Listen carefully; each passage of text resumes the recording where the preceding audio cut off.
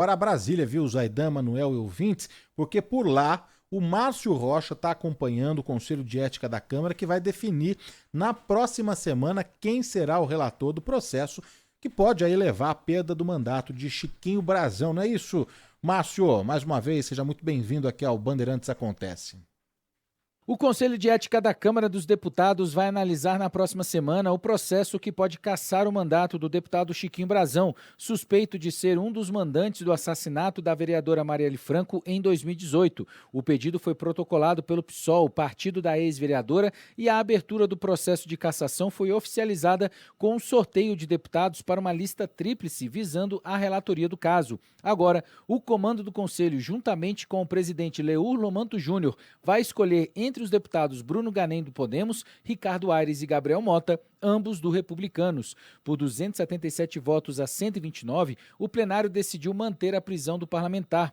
Mesmo não participando dessa votação, o deputado Domingos Sávio, do PL de Minas Gerais, afirmou que já apresentou um outro processo de cassação e que vai trabalhar mesmo assim pela punição do deputado do Rio de Janeiro. Eu já havia tomado essa decisão, tão logo tomei conhecimento dos fatos, o pedido de cassação do deputado Chiquinho Brazão no Conselho de Ética. Eu sou membro do Conselho de Ética. Eu vou me empenhar para que isso seja votado o mais rápido possível, porque não pode estar convivendo nessa casa ou gozando de um mandato parlamentar que de alguma maneira lhe dê prerrogativas quem se envolve com situações dessa natureza. A Constituição determina que a prisão de parlamentares durante o exercício do mandato só deve ser realizada em flagrante de crime inafiançável e precisa ser referendada tanto pela Comissão de Constituição e Justiça quanto pelo plenário da Câmara. Deputados contrários à manutenção da prisão de Chiquinho alegaram que a punição é ilegal e fere os direitos dos parlamentares.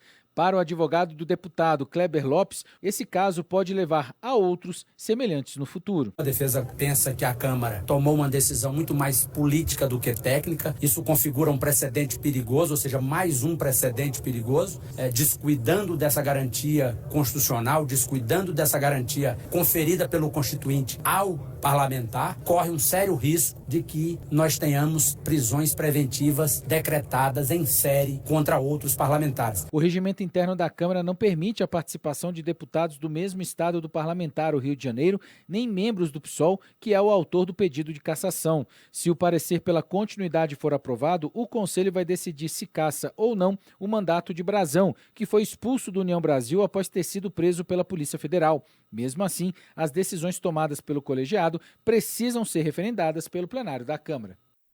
Os destaques chegando de Brasília com Márcio Rocha sobre o caso Chiquinho Brazão, né, Zaidan? Olha, esse papo de que abriu precedente, de que foi ilegal, você explora esse tipo de coisa, e isso inclusive foi a maneira como alguns argumentaram contra a manutenção da prisão. Estamos abrindo um precedente. Não tem nada de precedente. Acontece que existe uma figura jurídica do crime permanente. Uma coisa é o crime continuado. Crime continuado, o sujeito vai roubar uma caixa de joias. Ele trabalha naquele lugar, então ele tira uma joia, no dia seguinte ele tira outra. Lá tem 15 joias. Ele faz 15 operações diferentes. Um dia tira uma, no outro dia tira outra. Esse é o crime continuado. É o mesmo crime, com o mesmo objeto, mas ele é realizado diversas vezes, em diversas etapas. Mas é um crime só. Inclusive a pena não é a soma de 15 roubos, mas você pega a pena mais alta e aplica. É uma pena só. O crime permanente significa que ele continua sendo praticado ao longo do tempo. E a obstrução de justiça se insere nesse contexto. A obstrução de justiça está configurada, caracterizada.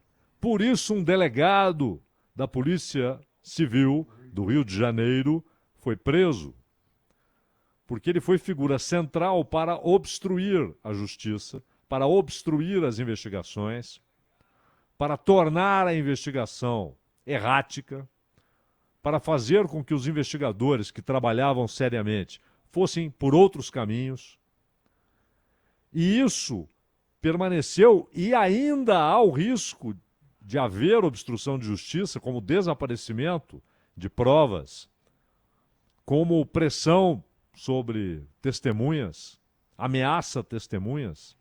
Até porque, apesar daquela precipitação do Lewandowski, ao dizer caso encerrado, não é caso encerrado. Há muitas coisas a serem descobertas, inclusive como sabiam que aquele delegado se tornaria o chefe da Polícia Civil um dia antes do assassinato da Marielle e do Anderson Gomes. Então eles usaram esses argumentos, porém prevaleceu, e não foi votação política, como disse o advogado, política, não foi técnica.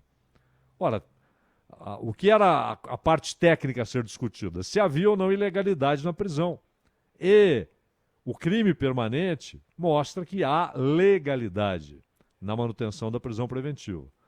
Agora, quanto ao Comitê de Ética, de sugerir para o plenário a cassação do mandato, aí é outra história, né?